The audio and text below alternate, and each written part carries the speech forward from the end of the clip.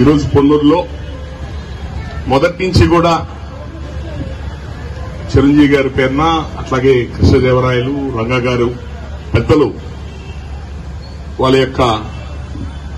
వాళ్ళ ఆదర్శంగా తీసుకుని వాళ్ళ పేరుతోనే ఒక వ్యవస్థ సంస్థ నడుపుతూ పేదవాళ్ళకి అన్నదాన కార్యక్రమాలు అనేక కార్యక్రమాలు మా గుంటూరుకు వచ్చి గవర్నమెంట్ హాస్పిటల్లో భోజనాలు పెట్టడం జనాలకి అనేక సేవా కార్యక్రమాలు చేస్తుంటారు. ఈ రోజున చిరంజీవి గారు పుట్టినరోజు సందర్భంగా పొన్నూరులో బ్లడ్ డొనేషన్ కార్యక్రమం ఏర్పాటు చేశారు. మన ఇది ఐలాండ్ సెంటర్ అంటారా దీన్ని? మన పొన్నూరు ఐలాండ్ సెంటర్ లో మంచి బ్లడ్ డొనేషన్ కార్యక్రమం ఏర్పాటు చేశారు.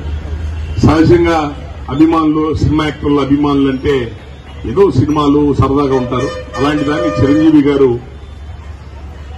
సేవా మార్గంలోకి అభిమానులందరినీ మళ్లించడం చాలా గొప్ప విషయం. అది ఆయన పుట్టినరోజు సందర్భంగా అందరూ కూడా అన్ని చోట్ల బ్లడ్ డొనేషన్స్ కార్యక్రమాలు చేయటం, పేదలకి బట్టలు ఇవ్వటం, అన్నదాన కార్యక్రమాలు చేయటం ఇలాంటివన్నీ చేస్తుంటారు.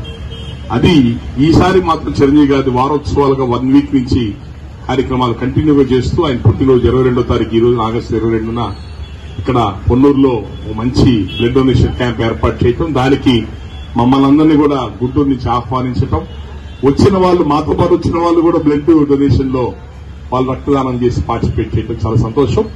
ఇలాంటి కార్యక్రమాలు అంటే అబ్దుల్ కలాం గారు ఒక మాట అన్నారు, ఆంధ్రప్రదేశ్ లో రక్తదానం అనేది ఒక విప్లవం జరిగిందంటే మొదలైందనంటే అది మెగాస్టార్ చిరంజీవి గారి వలన అని చెప్పని అబ్దుల్ కలాం గారు సందర్భంలో అన్నారు.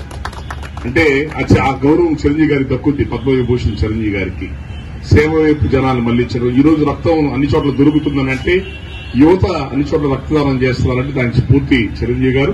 అదే ఆయన చేసే సేవా కార్యక్రమాలను ఆయన స్ఫూర్తిగా తీసుకుని మనందరం కూడా అట్టడుగు పేద వర్గాలకి మన చేతైనంత వరకు మంచి పనులు చేయాలని చెప్పని, దానికి మేమందరం కూడా మీతో పాటు అండగా నిలబడతామని చెప్పి తెలియజేస్తాం. Thank you.